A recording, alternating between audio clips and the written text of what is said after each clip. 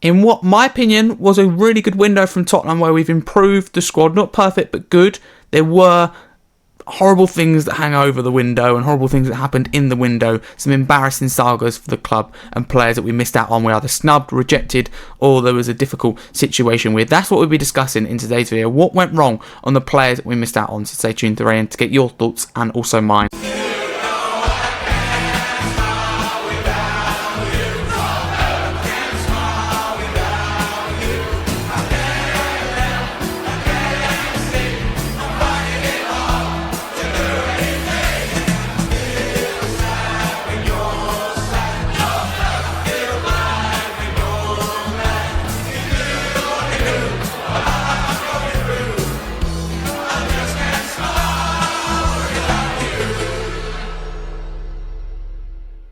A reminder though, if you are new to the channel, please like, subscribe. Appreciate all the support, banging out the content, even with the window closing, and even with the international break. That's what we do here at the channel. We're consistent and we produce high quality content, so you can get involved and subscribe. That'd mean a lot. We appreciate you lot here at the channel. I want to thank you individually for all your support.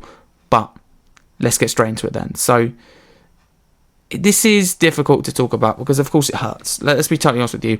And when I say difficult sagas, there are three players that stick out to me, two in particular: Morgan Gibbs-White, Eberechi Eze, and Pierre Hincapié at Bayer Leverkusen. So let's get into it. So Gibbs-White first, and when I say accumulating embarrassing sagas, I'm not saying that it's the club's fault. Well, because my thoughts, you'll find out. Gibbs-White, I think, you listen to the way he speaks. I heard him on TalkSport recently in his interview after this whole saga, and how he said, like, I called Frank to apologise. That's what we heard from reports before that as well, so I strongly believe that. And he's very respectful to Forest and goes, I love Forest, didn't want to upset and ruin the relationship, but I have my own dreams of playing the Champions League. I think if he chooses now, he'd want to move to Spurs. I think he's got a bad brunt of the deal.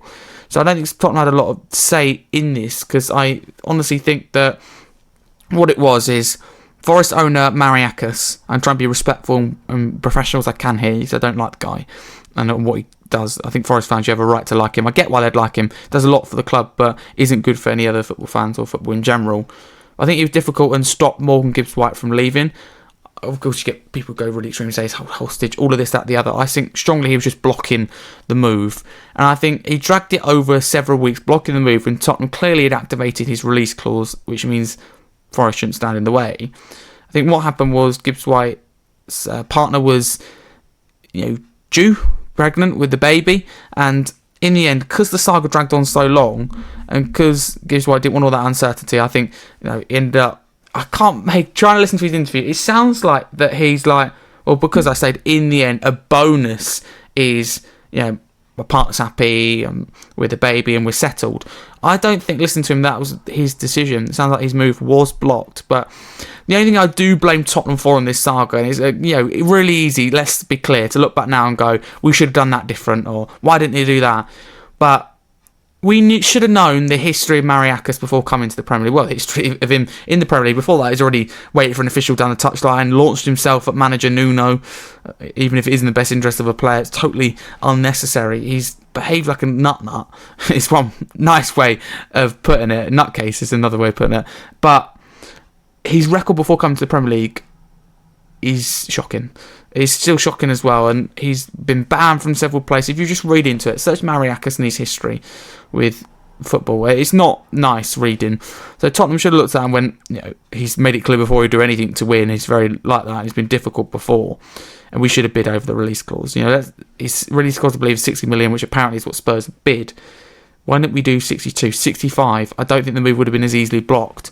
But I think Mariakis done very well at slowing down the deal, and Tottenham, the way I personally see it, and this is all reports for everything we see, and this is just my opinion, I'm not creating a rumour or anything like that, but I believe that maybe it's a case of Daniel Levy, Tottenham, the board, looked at it and went, we've done nothing wrong. We're just going to sit here and wait until it's going to go through. It's a matter of time. It's a matter of time for us, a Tottenham player. Whereas maybe they should have said to Mariakis, okay, I get you want to keep the player, 65 million. The club maybe have a right to look at it and go, we're not doing anything wrong, give us a player for 60 million. But I just think if we want to Gibbs-White, pay a bit more money and get it done.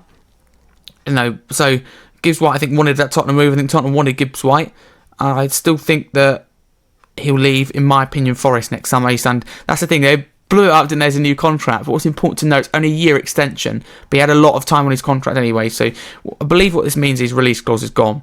So I think Forest will want, 70, 80 million. They certainly want more than we tried to pay even a year later. So whether he'd be a Tottenham player or not, I personally see him going to Manchester City.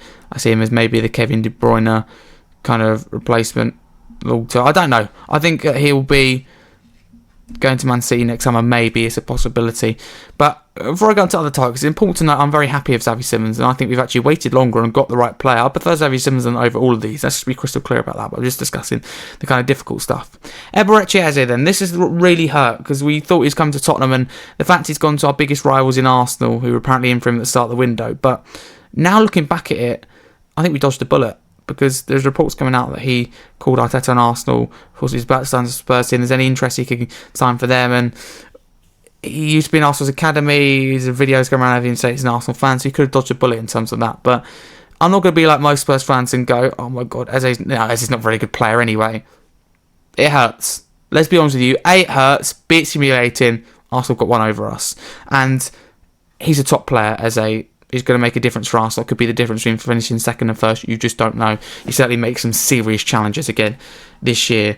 So it's unfortunate to lose out on Eze. I think I looked at the time and went, why did it take the club so long to get it done? I think there's the genuine conversation. Why did it take so long to get it done? Whose fault is that? Because we gave Eze a long time. And that's the thing. Havertz got injured on the Sunday. And I strongly believe that the Arsenal board only let Arteta or the Arsenal recruitment team go for Eze because Havertz got injured. So, as much as I think, in my opinion, Eze was probably holding out for Arsenal, I think Steve Parish is holding out to see if Arsenal come along to get as much money. So there's probably a lot of gameplay in there, but Tottenham, could we have paid a little bit more to get the deal done? Could we have escalated a bit quickly? I think part of it was Palace wanted a replacement. So maybe Tottenham should have paid a little bit more to get it done and say, look, we'll fund 5-10 million towards your replacement and give you time. But because I think it dragged out so long, Palace have got to a point where they were worrying about replacement. So it took 2 weeks to get the deal done. So at the time I blamed Tottenham, but now I look back and think we probably dodged a bullet, and Tottenham probably stitched up and made to look bad. And I think Arteta was pushing for Eze was pushing for Arteta and Arsenal. So it hurts, but we could have dodged a bullet. And Pierre Hencape is the one I am not upset about, but it's, pain, because I think we desperately needed centre-back cover and depth, and we didn't end up signing a centre-back, which is incredibly frustrating. We didn't do it, we let Vuskovic go on loan, which I think is right for his development, but frustrating for the club in terms of only have 3 fit centre-backs.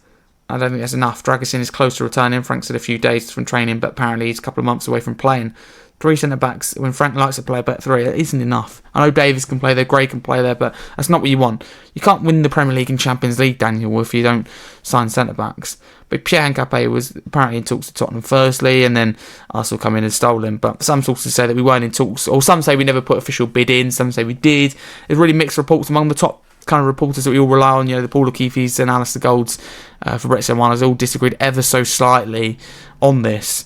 But I think Hencape would have been a good signing, would have added centre-back depth, and I'm just a little bit jealous that he's gone to Arsenal. But the big sagas are Eze and Gibbs White. But whatever way you look at it, whether it's the club's fault or not, these sagas are humiliating, and they were at the time anyway, embarrassing. But I'd always wait longer if we bring in the right profile. And Xavi Simons is an absolutely massive signing. It's a long time since Tottenham signed a top player in his prime for a big club.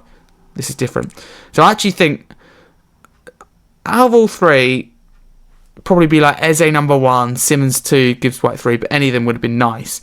I'm actually glad in the way we did get Simons, because in the end, I think because of Eze wanting Arsenal, I think we dodged a bullet. So I'm happy that we're really, really happy you've got Simons. You said to me now, Harry, this is now, Simons or Eze, I would stick with Simons. Cheaper, younger, and better. Maybe. Simons is a younger version of Eze and Gibbs White. Simons is a massive signing, and fair play to Tottenham, because that 10 market was limited. We got the deal done, expected to go to Chelsea, showed ambition and got that deal done quick, so it'll be too negative and doom and gloom. But I rated in a previous video the transfer window 7 out of 10, and the reason it wasn't the highest because of these sagas, which did damage the club. And not only that, it humiliating on the world stage, but most importantly, it delayed us getting other business done. I think we failed to bring in a left winger because we spent so much time on this number 10 saga. But I'd rather wait longer if we bring in the right player, and I think it's exactly what we've done. So full credit to the club for, in the end, getting Simons and keep going. It would have hurt though. You listen to Johan Langer as well. Lange, he's very honest. It about it. He doesn't speak about, I don't think, individuals in particular, but he speaks about the sagas hurting them. Those are my thoughts. What do you think in terms of how the transfer window went and the players we missed out on? What went wrong? In terms of, let's do a quick summary then. Gibbs White, I mainly blame Mariakis. I think Spurs could have done more. Eberechi Eze, I just think it's one of those unfortunate things in football. It's very frustrating. I think Tottenham could have done more, to be clear. And Pierre Handicapé, I think Tottenham could have done more, but at the same time we're focusing on other targets. So although all of them, Tottenham could do more. That's in terms of what maybe went wrong. I don't blame the club overall, because there's other sagas as well that are important. Like I said, with Forest and Gibbs White, Mariakis is a big part. Steve Parish and Eze, I think, made it difficult for Tottenham. And Hincapé, there's less excuse with that. Tottenham should have got that done, but we focused on other targets and got deals done. So it's not all doom and gloom. Keep hitting my camera there. Thank you very much for watching this video. What went wrong is the question. Can you answer it? It's very hard without knowing all the detail. Remember, it's only reports. But thank you for watching. A massive comment on you, Spurs.